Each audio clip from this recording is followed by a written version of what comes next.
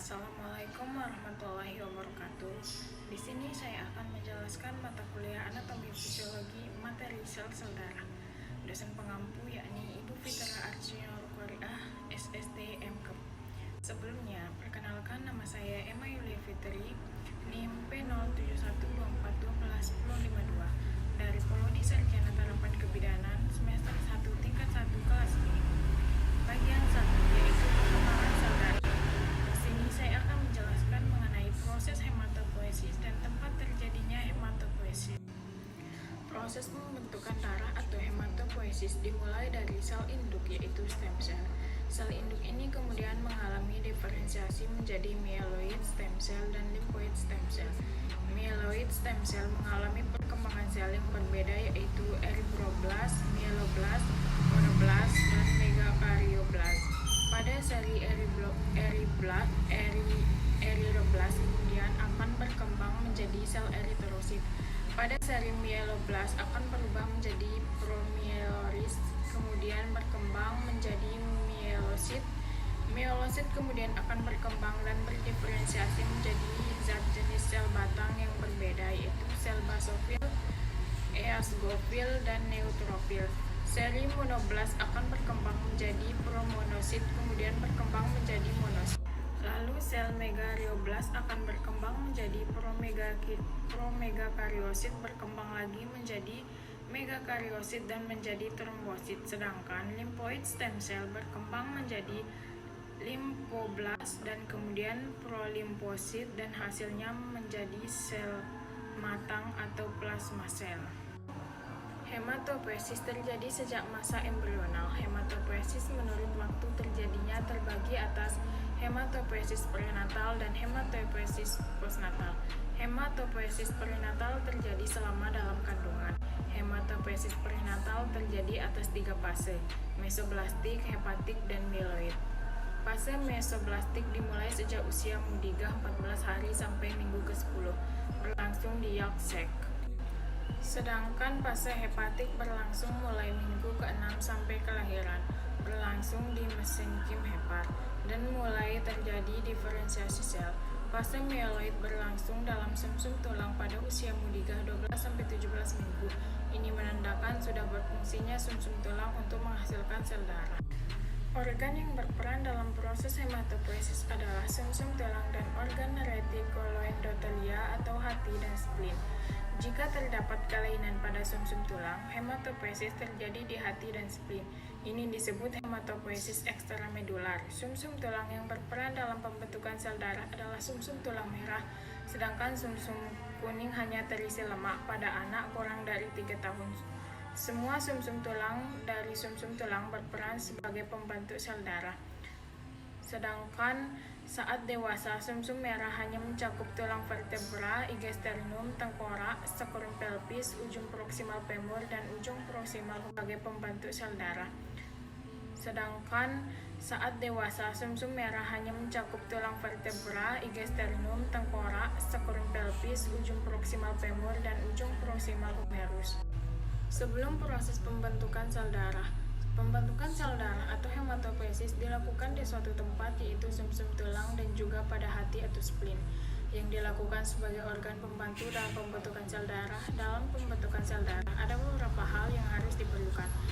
Yang pertama sel induk hemopoietik, yang kedua lingkungan mikro, yang ketiga bahan-bahan pembentukan darah, yang keempat mekanisme regulasi. Sel induk hemopoietik yaitu sel yang akan berkembang menjadi sel-sel darah. Sel induk hemopoietik terbagi menjadi 4 yaitu pluripotent cell, committee stem cell, oligopotent cell, dan unipotent stem cell. Yang kedua lingkungan mikro. Lingkungan mikro ini merupakan sumsum tulang yaitu substansi yang memungkinkan sel induk tumbuh secara kondusif. Komponen lingkungan mikro ini meliputi mikrosirkulasi dalam sumsum tulang, sel-sel trauma, dan matriks ekstraseluler seperti kolagen dan proteoglikan. Bahan-bahan pembentukan darah. Bahan-bahan pembentukan darah di sini adalah asam folat, asam amino, vitamin-vitamin seperti vitamin C dan vitamin D, serta mineral seperti besi, kobalt, magnesium, dan zinc. Yang keempat, mekanisme regulasi. Mekanisme regulasi sangat penting untuk mengatur arah dan kuantitas pertumbuhan dan pelepasan sel darah dari sumsum tulang ke darah tepi sehingga sumsum tulang dapat merespon pertumbuhan tubuh dengan cepat. Sirkulasi darah pada janin. Darah janin dialirkan ke plasenta melalui vena umbilicalis yang membawa bahan makanan yang berasal dari ibu. Darah ini akan masuk ke badan janin melalui vena umbilicalis yang bercabang dua setelah memasuki dinding perut janin. Cabang yang kecil akan bersatu dengan vena porta. Darahnya akan beredar dalam hati dan kemudian diangkut melalui vena cava hepatica ke dalam vena cava inferior. Dan cabang satu lagi, ductus venosus arantil, akhirnya masuk ke janin. Cabang yang kecil akan bersatu dengan vena porta. Darahnya akan beredar dalam hati dan kemudian diangkut melalui vena cava hepatica ke dalam vena cava inferior. Dan cabang satu lagi, ductus venosus arantil, akhirnya masuk ke vena cava inferior. Sebagian O2 dalam darah vena umbilicalis akan direabsorpsi sehingga konsentrasi O2 menurun ke vena cava inferior. Sebagian O2 dalam darah vena umbilicalis akan direabsorpsi sehingga konsentrasi O2 menurun.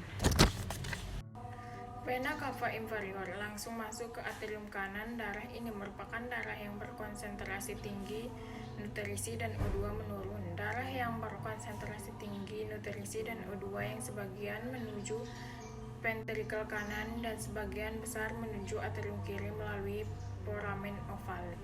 Dari ventrikel kanan masuk ke paru-paru, tetapi karena paru-paru belum berkembang, maka darah yang terdapat pada arteri pulmonalis dialirkan menuju ventrikel kanan dan sebagian besar menuju atrium kiri melalui foramen ovale.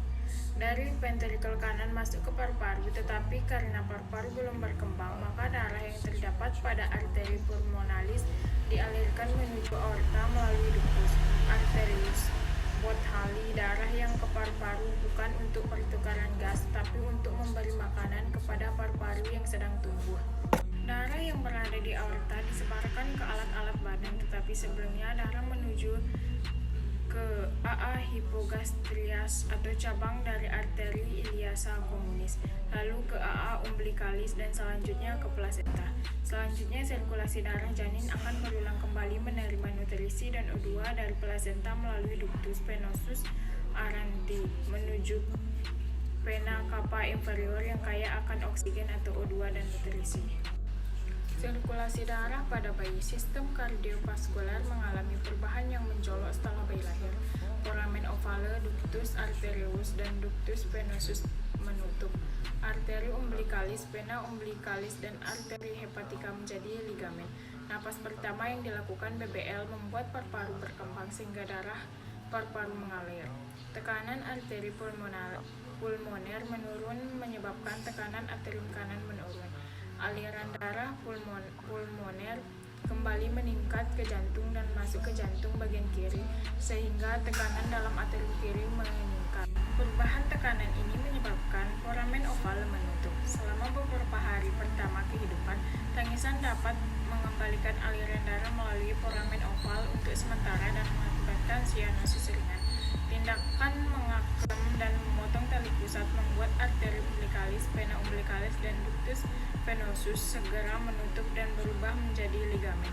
Arteri pulmonalis kini langsung mengalirkan darah ke paru-paru sehingga ductus arteriosus Bothalli akan menutup. Perkembangan paru-paru menyebabkan tekanan negatif pada atrium kiri karena darah diserahkan langsung oleh ventrikel kanan dan dialirkan menuju paru-paru yang telah berfungsi. Akibat tekanan negatif pada atrium kanan, foramen oval akan menutup dengan sendirinya dan tidak lagi menjadi tempat aliran darah menuju atrium kiri. Arteri pulmonalis kini langsung mengalirkan darah ke paru sehingga ductus arteriosus Bothalli akan menutup. Perkembangan paru-paru menyebabkan tekanan negatif pada atrium kiri karena darah diserahkan langsung oleh ventrikel kanan dan dialirkan menuju paru-paru yang telah berfungsi. Akibat tekanan negatif pada atrium kanan, foramen oval akan menutup dengan sendirinya dan tidak lagi menjadi tempat aliran darah menuju atrium kiri. Akan menutup dengan sendirinya dan tidak lagi menjadi tempat aliran darah menuju atrium kiri. Sirkulasi pada orang dewasa. Jantung adalah organ tubuh yang fungsi utamanya memompa darah sehingga bisa mengalir ke seluruh bagian tubuh atau organ-organ lain secara terus-menerus. Darah mengalir ke seluruh tubuh melalui sistem pembuluh darah untuk suplai oksigen dan zat-zat nutrien lainnya agar organ-organ tubuh sehingga hemostasis dalam tubuh tetap terjaga. Sistem sirkulasi darah dalam tubuh manusia dapat dibagi menjadi dua bagian. 1. Sistem sirkulasi umum atau sistemik. Sirkulasi darah yang mengalir dari jantung kiri ke seluruh tubuh dan kembali ke jantung kanan. 2. Sistem sirkulasi paru-paru atau pulmoner. Sirkulasi darah yang mengalir dari jantung kanan ke paru-paru lalu kembali ke jantung kiri. Sistem sirkulasi sistemik dimulai ketika darah bersih atau darah yang mengandung banyak oksigen yang berasal dari paru-paru dipompa keluar oleh jantung melalui bilik atau ventrikel kiri ke pembuluh darah aorta lalu ke seluruh bagian tubuh melalui arteri-arteri hingga mencapai pembuluh darah yang diameternya paling kecil, yang dinamakan kapilaria. Kapilaria melakukan gerakan kontraksi dan relaksasi secara bergantian yang disebut dengan vasomotion sehingga darah di dalamnya mengalir secara terputus-putus. Vasomotion terjadi secara periodik dengan internal 15 detik sampai 3 menit sekali. Darah mengalir secara sangat lambat di dalam kapilaria dengan kecepatan rata-rata 0,7 mm per detik. Pertukaran zat ini terjadi melalui proses difusi, pinositosis, dan transfer vesikular, serta filtrasi dan reabsorpsi. Ujung kapilaria yang membawa darah bersih dinamakan arteriole, sedangkan ujung kapilaria yang membawa darah kotor dinamakan venule.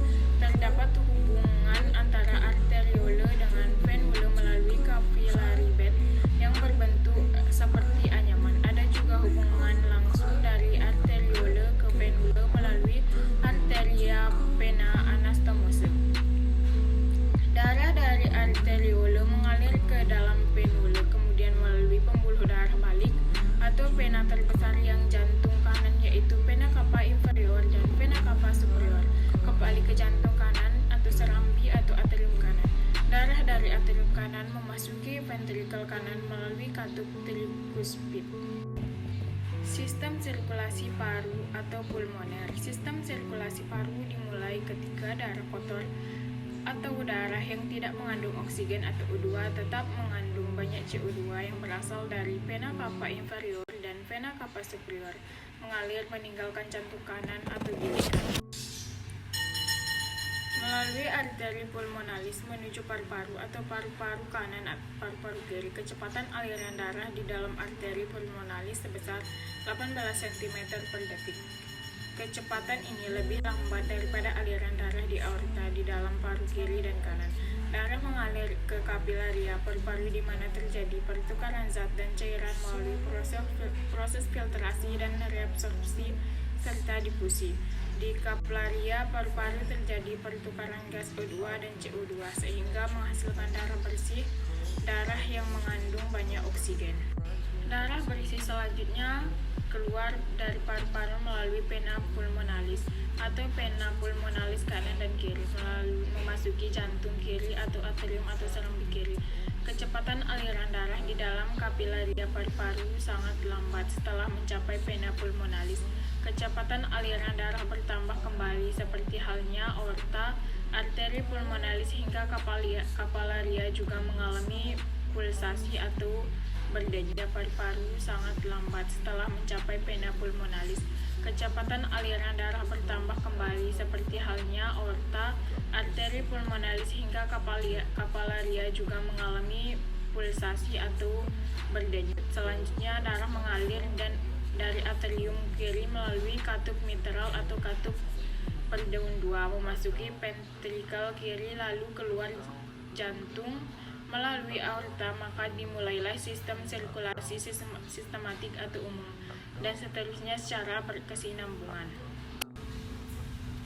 Sekian video menjelaskan sel-sel darah dari saya.